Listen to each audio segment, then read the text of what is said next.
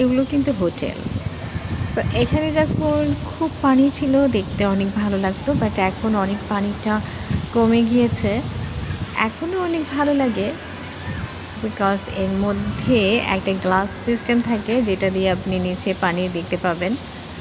So এই যে সব বলেছিলাম না মালয়েশিয়ার সব হাউসগুলো এরকম। তো প্রতিটা সমুদ্রের কাছে এরকম হোটেল দেখতে পাওয়া যায়। রিয়েলি সমুদ্রের ফ্রেশ বাতাস, অন্যরকম ফিলিংস।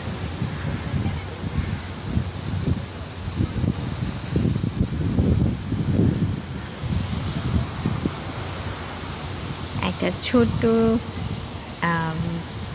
দ্বীপ এখানে।